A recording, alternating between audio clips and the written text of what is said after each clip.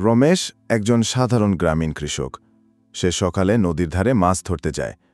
ছোট্ট বাঁশের নৌকা নিয়ে সে নদীতে প্রবেশ করে, হাতে মাছ ধরার জাল। রমেশ বলল, আজ ভালো মাছ ধরতে পারলে বাড়ির সংসার চলবে। রমেশের জালে একটি ছোট কিন্তু রঙিন মাছ ধরা পড়ে। আচমকা মাছটি কথা বলতে শুরু করে। আমাকে ছেড়ে দাও, আমি তোমাকে ধনী করে দেব। রমেশ চোখ বড় করে মাছের দিকে তাকায়, অবিশ্বাস করতে থাকে। আমি জাদুময়, আমার কথা শোনো, আমি তোমাকে ধনী করে দিব। রমেশ অবশেষে মাছকে ছেড়ে দেয় এবং মাছ বলে, প্রতিদিন তোমার কাছে এমন মাছ এনে দেব যা তুমি বাজারে বিক্রি করলে অনেক টাকা পাবে। রমেশ খুব খুশি হয়। রমেশের জালে প্রতিদিন অদ্ভুত ও দামি মাছ ধরা পড়ে। সে মাছগুলো বাজারে বিক্রি করে প্রচুর টাকা আয় করতে থাকে।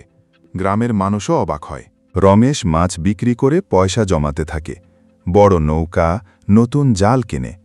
ধীরে ধীরে সে গ্রামের মধ্যে একজন ধনী ও সফল ব্যক্তি হয়ে ওঠে। রমেশ মাছকে জিজ্ঞেস করে, তুমি কি সত্যিই জাদুময়? তোমার রহস্য কি? মাছ হাসে। বিশ্বাস আর ভালোবাসা। তুমি আমাকে বিশ্বাস করেছিলে আর আমি তোমাকে সাহায্য করেছি।